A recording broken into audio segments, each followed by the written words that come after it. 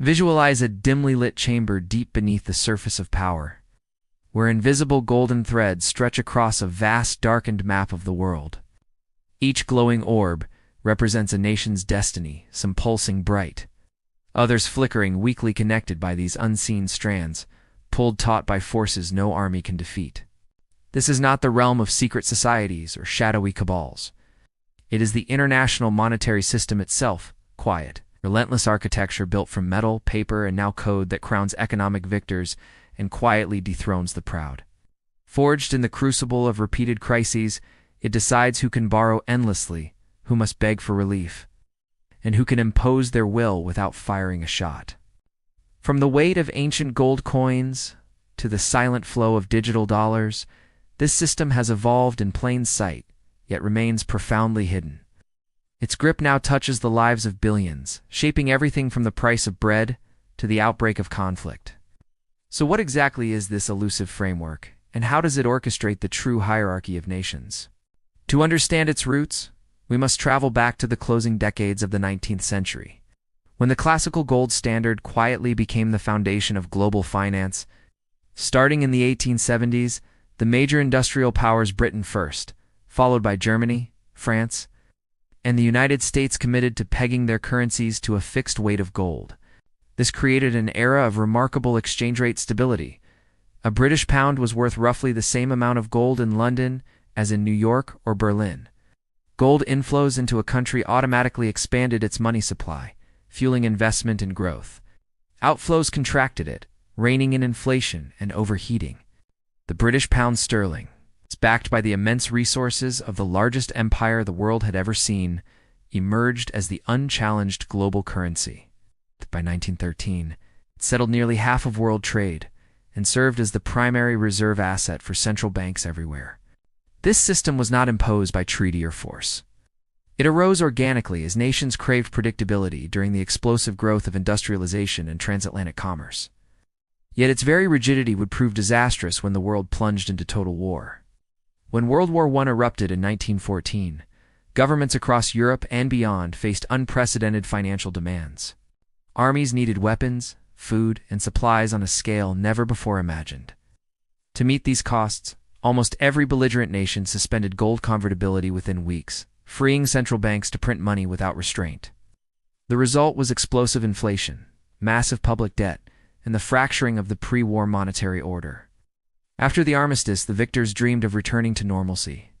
Britain, under Chancellor Winston Churchill, famously restored the gold standard in 1925 at the pre-war parity, an overvalued pound that made British exports painfully expensive and deepened economic stagnation. Across the Atlantic, the 1929 Wall Street crash unleashed a cascade of bank failures and deflation. The Smoot-Hawley Tariff Act of 1930 triggered retaliatory barriers worldwide, choking trade and spreading misery. One by one, countries abandoned gold. Britain in September 1931. The United States in 1933 under Roosevelt's emergency measures. Competitive devaluations followed, each nation trying to beggar its neighbors. By the late 1930s, the world economy lay fragmented, currencies unmoored. An economic nationalism at its height conditions that helped set the stage for the Second World War. In the ruins of 1945, to brilliant economists Britain, S. John Maynard Keynes, and America S. Harry Dexter, White understood that the old gold system had failed because it offered no mechanism for adjustment or cooperation. They sought something more flexible, yet still disciplined. In July 1944, representatives from 44 allied and neutral nations gathered at the Mount Washington Hotel in Bretton Woods, New Hampshire. After 3 weeks of intense negotiation, they created a new global order. At its heart, the U.S. dollar, convertible to gold at a fixed rate of $35 per ounce, became the central anchor. All other currencies were pegged to the dollar within narrow bands, with adjustable rates permitted only in cases of fundamental disequilibrium. 2 new institutions were born: the International Monetary Fund, tasked with providing temporary loans to countries facing balance of payments crises, and the International Bank for Reconstruction and Development, later the World Bank, focused on long-term development and post-war rebuilding. This framework funneled America's post-war surplus into Europe through the Marshall Plan, rebuilt shattered economies, and unleashed the longest sustained boom in modern history. Global trade tripled in the 1950s, living standards soared, and the golden age of capitalism took hold. Ow. Yet even this carefully designed system carried the seeds of its own transformation. Ow. As the United States spent heavily on the Vietnam War, Great Society programs, and domestic priorities, persistent balance of payments deficits grew. Foreign central banks, holding ever larger dollar balances, began redeeming them for gold from Fort Knox. By the late 1960s, U.S. gold reserves had dwindled dramatically, threatening the entire edifice. On August 15, 1971, President Richard Nixon announced the temporary suspension of dollar-gold convertibility, the so-called Nixon shock. The Bretton Woods system of fixed but adjustable rates effectively ended, giving way to floating exchange rates where market forces, not governments, would determine currency values. What began as a crisis response became the foundation of a new era where the dollar retained its dominance not because of gold. The strain built slowly, almost imperceptibly at first, then all at once. By the late 1960s, the United States was spending far beyond its means. The Vietnam War raged on television screens every night, domestic social programs expanded dramatically, and the bill kept growing. Foreign central banks, especially in Europe and Japan, had accumulated enormous piles of dollars. Many of them quietly began to ask the one question the system could not answer forever. Can we please have our gold now? The U.S. gold stockpile at Fort Knox was draining at an alarming rate. Confidence began to crack. On Sunday evening, August 15, 1971, President Richard Nixon appeared on national television and announced what would later be called the Nixon shock. He suspended the convertibility of the US dollar into gold. With that single sentence, the entire post-war Bretton Woods system of fixed but exchange rates, the system that had given the world almost 3 decades of extraordinary stability and growth, was effectively dead. What followed was not chaos, at least not immediately. The world moved nervously, unevenly, into an era of floating exchange rates. Currencies would now find their value in the open market every single day, determined by supply, demand, trade flows, interest rates, investor sentiment, and very often pure speculation. The transition was bumpy. Exchange rates swung wildly in the first few years. Businesses that had never worried about currency risk suddenly had to hedge. But the system proved surprisingly adaptable. Floating rates allowed economies to absorb external shocks, oil shocks, commodity booms, recessions, without having to defend an impossible fixed peg. Then came 1973. Arab oil producers, furious at Western support for Israel during the Yom Kippur War, imposed an oil embargo. Within months, the price of crude oil quadrupled. Suddenly, enormous amounts of money, petrodollars, began pouring into the hands of oil-exporting countries, especially Saudi Arabia, Kuwait, and the United Arab Emirates. Where did that money go? Most of it was very quickly recycled back into the Western financial system and overwhelmingly into U.S. Treasury bonds. In one of the most remarkable financial symmetries of the 20th century, the countries that were making the United States pay much more for oil were simultaneously lending that money right back to the United States so it could keep spending. This petrodollar recycling became one of the strongest pillars holding up the international role of the dollar after the gold window was closed. And so, paradoxically, the dollar did not lose its position as the world's central currency when it was cut loose from gold. It kept, and in many ways even strengthened, its dominance. Why? Because there was simply no realistic alternative. The United States had and still has by far the deepest, most liquid, most reliable, and most open financial markets in the world. Everyone already used dollars for trade. Everyone already held dollars as reserves. Everyone already borrowed and lent in dollars. Trust in us institutions, rule of law, and the ability of the Federal Reserve to act as a global lender of last resort proved far more powerful than any bar of gold sitting in a vault. In September 1985, the world's major economic powers met at the Plaza Hotel in New York. They reached an agreement, the Plaza Accord, to actively depreciate the massively overvalued U.S. dollar. It was one of the clearest examples in modern history of major countries coordinating currency policy on purpose. The dollar fell sharply. American exports became much more competitive. The acute phase of the early 1980s trade crisis was eased. A few years later, when the dollar had fallen too far, they met again Louvain Accord in 1987 and tried to stabilize it. These episodes showed the world something very important, even in a supposedly free-floating system. The biggest currencies were still subject to very deliberate and sometimes very coordinated political management. As the 1990s arrived, globalization went into hyperdrive. The Berlin Wall fell, China opened up, the Soviet Union collapsed. Hundreds of millions of people suddenly entered the world economy. Emerging markets were told, open your capital accounts, let money flow freely, integrate with global finance. Many did. And then the crises began. 1994, Mexico, the tequila crisis. Sudden capital flight, peso collapse. Massive IMF bailout, the biggest ever at the time, with very tough austerity conditions attached. 1997 to 1998, the Asian financial crisis, speculative attacks. Currencies from Thailand to South Korea to Indonesia fell apart. Again, IMF programs. Again, very painful structural adjustment conditions. Many Asian countries emerged from those crises with a burning determination. Never again would they be so dependent on short-term foreign capital and so vulnerable to the whims of Wall Street. In 1999, the euro was born. For the first time since the dollar became king, a serious rival currency appeared, a currency shared by eventually 19 advanced economies. Backed by the collective economic weight of Germany, France, Italy, and many others. At first it looked shaky. Then it strengthened. Many believed, and some still believe, that the euro could one day seriously challenge or even replace the dollar. Then came 2008. The global financial crisis started in the U.S. subprime mortgage market. But because the entire world financial system was so deeply interconnected, the shock spread with terrifying speed. Credit markets froze. Trade finance dried up. Global industrial production collapsed faster than during the Great Depression. Once again, the system's shock absorbers were tested at the extreme.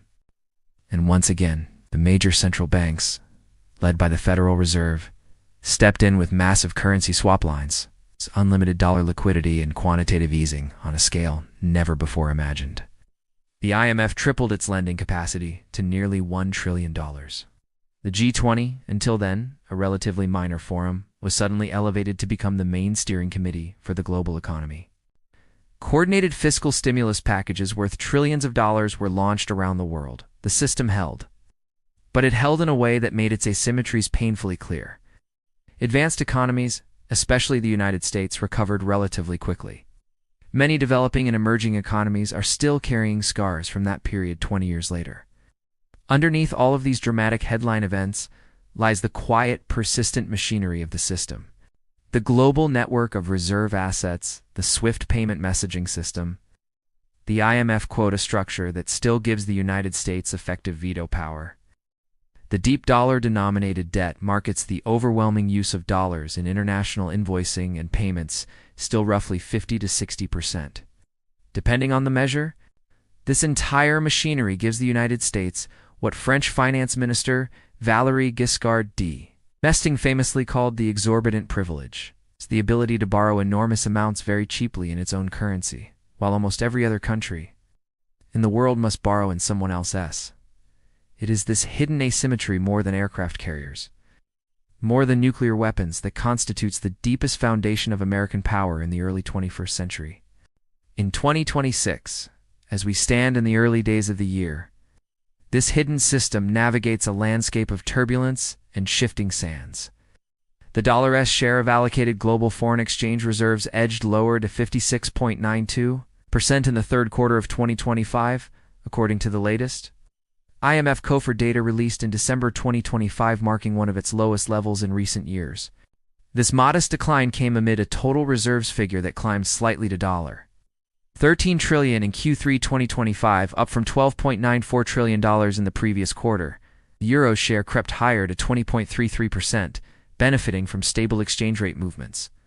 While the Japanese yen rose to 5.82%, China's renminbi, meanwhile, slipped slightly to 1.93%. Though it continues to edge forward through initiatives like the Belt and Road Initiative, where loans and trade settlements in yuan steadily expand Beijing's financial footprint, these small shifts reflect a broader trend. gradual diversification driven by geopolitical risks, including sanctions, trade wars, and the desire among many central banks to reduce over-reliance on any single CURRENCYUS policies under its renewed leadership add further strain. Renewed tariffs on major trading partners, combined with persistent fiscal deficits that push U.S. debt levels ever higher, test long-standing alliances. Europe's ongoing energy vulnerabilities, exacerbated by the lingering fallout from the 2022 Ukraine conflict, forced greater caution in reserve management, while Asia's rapid economic growth led by China and India quietly redefines global balances of power. In this environment, the international monetary system no longer feels like a fixed architecture. It resembles a living organism, adapting to new pressures while retaining its core asymmetries. Modern flashpoints vividly illustrate the system's enduring sway and its vulnerabilities.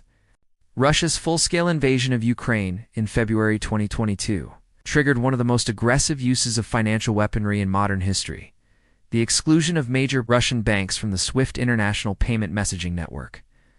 This move crippled Russia's ability to conduct cross-border transactions smoothly, froze hundreds of billions in foreign reserves, and sent shockwaves through global energy and commodity markets. In response, Russia accelerated de-dollarization efforts, settling a growing share of its trade, particularly with China and Indian rubles, yuan, or other national currencies. BRICS nations have pursued similar paths. Bilateral agreements now allow direct settlements in local currencies. And discussions around a BRICS, Cross-Border Payments Initiative (BCBPI), and Interoperable Central Bank Digital Currencies (CBDCs) gain traction in 2025 summits. Yet progress remains. Incremental prototypes like BRICS Pay exist in pilot stages, with broader deployment eyed tentatively for 2026 to 2027, far from challenging the dollar's entrenched role. Despite these efforts, the dollar's liquidity remains unmatched, with roughly 59 to 60% of international debt still denominated in dollars as of recent estimates, ensuring that even adversaries must often operate within its orbit. Climate transitions introduce yet another layer of complexity: the global shift toward renewables and green investments channels trillions through established dollar-based financial hubs New York, London, and increasingly Singapore, empowering asset managers and investors in advanced economies while leaving fossil fuel-dependent states, many in the global south, more exposed to transition risks. Developing nations, which collectively hold around 70% of their reserves in dollars, remain acutely vulnerable to volatility from Federal Reserve policy. The sharp rate hikes of 2022 triggered capital outflows, currency depreciations, and debt distress across emerging markets, a painful reminder that when the Fed tightens, the rest of the world often bleeds. This system, for all its flaws, continues to stabilize an enormous volume of global activity. World merchandise and services trade is projected to exceed $35 trillion in 2025, a record high, with the dollar facilitating the vast majority of invoicing and settlements. It rewards innovation, deep capital markets, and technological leadership, enabling the United States and its allies to sustain deficits that would cripple others. Yet it also fosters dependencies that breed resentment and conflict. Nations accumulate dollar reserves not purely for economic prudence, but as a hedge against the very power that issues them. A currency's strength or the threat of its weaponization can effectively embargo a country overnight, without tanks or troops. Ultimately, the hidden arbiter of global power delivers a sobering lesson. True might in the 21st century lies not in armies or territory, but in the quiet, relentless calculus of capital. This edifice is built on trust in institutions and liquidity, in the rule of law that underpins the dollar's dominance. But trust is fragile. Erosion can come from overreach, from sanctions that push others toward alternatives, or from a multipolar world where new payment rails slowly emerge. If that trust frays, the entire order could unravel not with a bang, but with a gradual, almost imperceptible shift in the flows of money that quietly redraw the map of power once again.